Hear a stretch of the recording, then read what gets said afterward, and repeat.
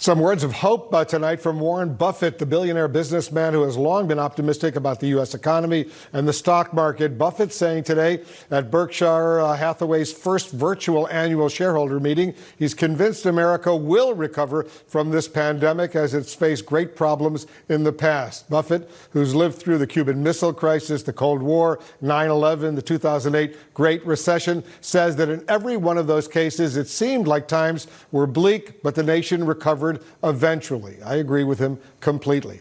The man known as the Oracle of Omaha, by the way, says the American magic has always prevailed. It will do so again. Certainly seems like times are rather bleak right now, but we've bounced back before. Seth Harris is joining us. He understands what's going on. He's a former acting labor secretary under President Obama. He served during the depth of the financial crisis. He's joining us right now once again. Seth, give us a sense of the scale of what we're going through right now. Have we ever seen, for example, 30 million plus Americans lose their jobs, go on unemployment in only 6 weeks? No, Wolf, we've never seen that before. We've not seen these kinds of numbers since the Great Depression. And even those unemployment claims numbers, I don't think really capture what's happening with the labor market. I think the numbers are in reality much, much higher. But we've never seen it with this kind of speed. And we've certainly never seen it where the economy is essentially voluntarily shutting down. You know, governors and mayors are ordering shutdowns. People are staying at home. Businesses are shutting down because they have to or because they choose to. And so we've never seen anything like this. So it's a big question, and we have to be humble about this. We don't really know how we're going to get back and how quickly we're going to get back to where we were before the pandemic struck. You know, according to the Economic Policy Institute, Mr. Secretary, many more than the 30 million Americans are actually out of work. Break it down for our viewers. We know 30.3 million Americans lost their jobs, have filed for unemployment in the last 6 weeks. But according to this report, there's a lot more Americans who actually are out of work. I think the EPI got it exactly right. So there were 7 million Americans who we know were unemployed by the middle of March. That was the unemployment report that we got just a few weeks ago. The unemployment claims numbers got us over 30 million, and that doesn't include the past week, and there are probably 2 or 3 million more there. So that's probably in the vicinity of 40 million workers who we know to be unemployed. But what EPI was saying was there's a very large number of workers, somewhere between 9 and 14 million additional workers, who either have tried to file unemployment claims and couldn't, or simply gave up. Some number of workers just left the labor market. Some number of workers are unemployed and just didn't bother to file because they knew websites were crashing, phone lines were blocked, and so they just sort of threw their hands up in the air. So the numbers are significantly higher. We think we'll get a somewhat better measure when we get the unemployment numbers at the end of this week. But even there's going to be a lot of fudge factor in those numbers. But I think we can simply say the labor market is terrible. We knew it was going to be because large sectors of the economy have been shut down. A lot of workers are depending upon the government to provide them with the support they need to get through this crisis. Yeah, we hear those numbers, 30 million, 40 million. Those aren't just numbers. Those are real people. Most of them have to put bread on the table, have to work in order to survive. And it's so heartbreaking to hear those kinds of huge numbers. So, Mr. Secretary, how do we prevent right now an even bigger catastrophe? Is more relief for cities and states a key piece of that? Absolutely. It's critical, Wolf. And we learned this lesson from the Great Recession, where we did not provide enough funding to the public sector, to state and local governments, and they ended up cutting employment by up to 500,000 workers. So that would extend the economic recession if we did not provide support. And in addition, the frontline work of this crisis is being done by state and local governments, in city hospitals, by county EMTs, by cops and firefighters, by teachers and other providers.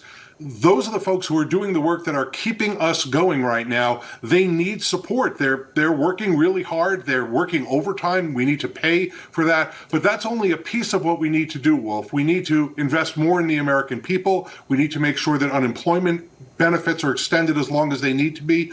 We need to help Americans with health insurance. You know, if you lose your job in America, the odds are you also lose your health insurance. We need to fund what's called the COBRA program, which allows you to keep your employer-provided health insurance even after you lose your job. We need to pay for COVID treatment for everybody who goes into some kind of healthcare facility. Health insurance is one of the leading causes of family bankruptcies in the United States. We eventually need to get to universal health care, but right now in a crisis, we should open up the Obamacare exchanges, extend COBRA to every family that's lost health insurance because of job loss, and also to pay for those COVID treatments. Yeah, that's so important. You're absolutely right, Mr. Secretary. Regarding the proposed next phase of the stimulus package for localities, for states, here's what the top White House economic advisor, Kevin Hassett, said today. Listen to this. Right. Well, the president has said that he categorically rejects the idea of a bailout for states that have been irresponsible for a long time. But to the extent that the costs of COVID on states, blue and red, all of them are high enough that maybe they need financial support, then he's willing to negotiate about that should there be a phase 4 deal. I think right now, because there's been good news, really, that the opening up is starting to happen, faster than we expected, appears to be doing so safely, then there is a chance that we won't really need a phase 4. Well, what do you think about that? The New York City Mayor Bill de Blasio on CNN earlier today, he called that remark outrageous. What's your reaction? We definitely need a phase 4 bill. I think that Chairman Hassett is wrong about that. I agree with Mayor de Blasio. We're already in a big hole, a big financial hole. The only entity in our society that can borrow money essentially free and without limitation is the United States government. They can also tax in order to raise that money. States and local governments absolutely have to balance their budgets, and so they are in a gigantic hole already, even if we were to open up the entire country tomorrow. They've lost a lot of sales tax revenue, income tax revenue. They need help. They've had added expenses from COVID. So I think this irresponsible talk of bailout, and even the more irresponsible talk by Senate Majority Leader McConnell that states should declare bankruptcy, which would crash the American economy in a way that would make the Great Depression look like it was a Tea Party. I think that we need to immediately fund the states. We need to fund working families. We need to fund health insurance. We need to make sure that the workers who are out there on the front lines today get the personal protective equipment that they need. And we need to begin talking about how we're going to train dislocated workers to change careers or change jobs if their businesses don't survive this COVID pandemic. That's going to be an issue that I think is going to emerge in the coming weeks. Seth Harris, thanks so much for joining us. Really appreciate it. We'll continue this conversation, as I like to say, down the road. Appreciate it very much. Thank you, Wolf.